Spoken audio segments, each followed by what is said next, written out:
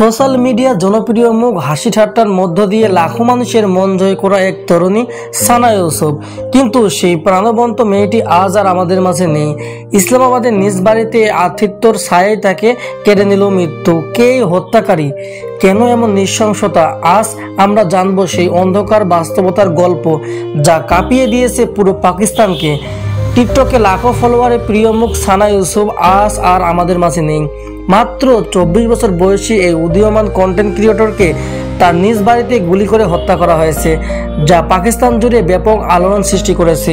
পুলিশের তথ্য মতে সোমবার সন্ধ্যায় সানা ইউসুফ তার বাড়িতে ছিলেন। হঠাৎ এক পরিচিত ব্যক্তি অতিথি হিসেবে তার বাসায় আসেন।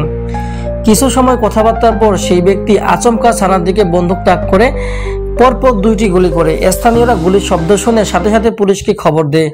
পুলিশ এসে সানাকে স্থানীয় হাসপাতালে নিয়ে গেলে চিকিৎসকরা তাকে মৃত ঘোষণা করেন। পুলিশ প্রাথমিক তদন্তে জানিয়েছে, হামলাকারী সম্ভবত সানার পূর্ব পরিচিত এবং ব্যক্তিগত দ্বন্দ্ব থেকেই এই হত্যাকাণ্ড সুসংগঠিত হতে পারে। তবে এখনও অভিযুক্তের নাম প্রকাশ করা হয়নি। সিসিটিভি ফুটেজ ও মোবাইল কল রেকর্ড খতিয়ে দেখা হচ্ছে। পুলিশ জানায়, হত্যাকারী ঘটনার পরপরই পালিয়ে গেছে এবং তাকে ধরতে বিশেষ তদন্ত দল গঠন করা হয়েছে। এ খবর ছড়িয়ে পড়ার পর সোশ্যাল মিডিয়ায় নেমে আসে এক শোকের ছায়া। টিকটক, ইনস্টাগ্রাম, ফেসবুক জুড়ে তার ভক্তরা দিচ্ছেন শোকবার্তা। অনেকে বিচার চাচ্ছেন খুনির সর্বোচ্চ শাস্তির। সানা ছিলেন একজন পজিটিভ এবং হাসি মাখুয়া মেয়ে, যিনি তার ভিডিওর মাধ্যমে তরুণ সমাজকে বিনোদন ও অনুপ্রেরণা দিয়ে যাচ্ছিলেন। এই ঘটনা পাকিস্তান মহিলা কন্টেন্ট ক্রিয়েটরের নিরাপত্তা নিয়ে প্রশ্ন উঠেছে।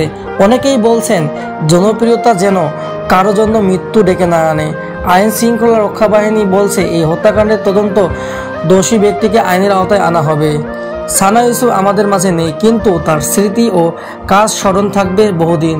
এই হত্যাকাণ্ড যেন আরেকটি অনাকাঙ্ক্ষিত পরিসংখ্যান না হয়ে থাকে, তার জন্য প্রয়োজন কঠোর বিচার ও সোশ্যাল ইনফ্লুয়েন্সারদের জন্য নিরাপদ পরিবেশ।